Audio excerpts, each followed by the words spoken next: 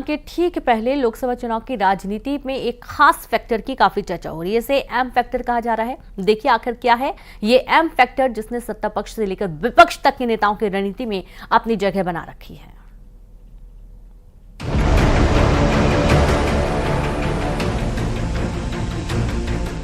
लोकसभा चुनाव 2024 M factor के इर्द गिर्द घूम रहा है।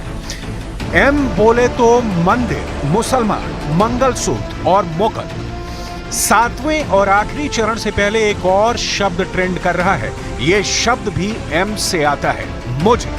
2024 के लोकसभा चुनाव के 6 चरणों के चुनाव प्रचार और मतदान में अलग अलग समय में अलग अलग तरीकों से प्रधानमंत्री मोदी और उनके विरोधियों के भाषणों में यही एम फैक्टर केंद्र में बना रहा।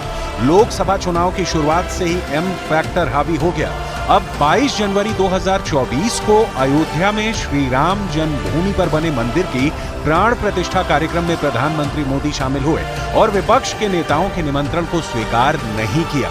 तब से ही मंदिर फैक्टर यानी एम फैक्टर पूरे चुनाव का एक अहम मुद्दा बना हुआ है। कांग्रेस ने प्रभु राम के अस्तित्व पर सवाल उठाए हैं, लेकिन राम मंदिर बनाने वालों ने कांग्रेस के सारे गुनाह माफ करके उनके घर जाकर के उनको निमंत्रण दिया।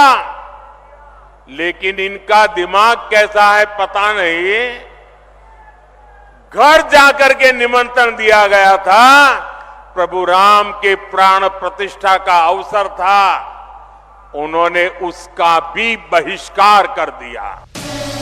इसके बाद प्रधानमंत्री ने एम फैक्टर के दूसरे मुद्दे को दूसरे चरण के अंदर प्रमुखता से उठाया। ये एम फैक्टर था एम यानी मुस्लिम।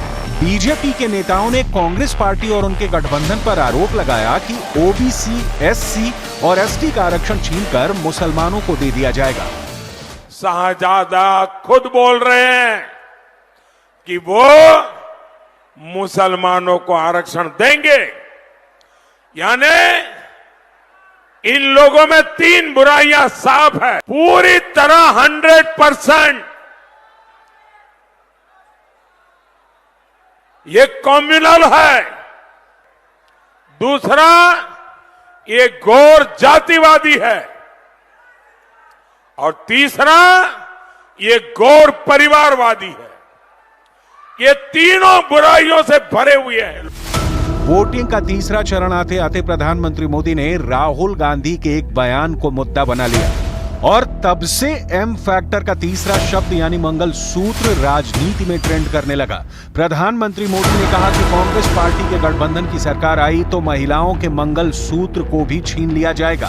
कांग्रेस के शाहजादे का कहना है कि ये देश के हर घर, हर अलमारी, हर परिवार की संपत्ति का एक्सरे करेंगे।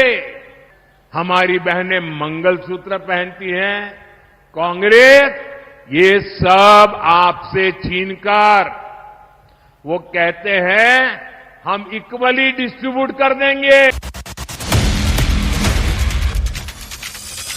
बीजेपी की तरफ से इस पर बाकायदा एक प्रचार विज्ञापन भी जारी किया गया, जिसमें यह दावा किया गया कि लोगों की संपत्ति का सर्वे करके आधी संपत्ति छीन ली जाएगी। और इसी के साथ खबरों में फिलहाल इतना ही। नमस्कार।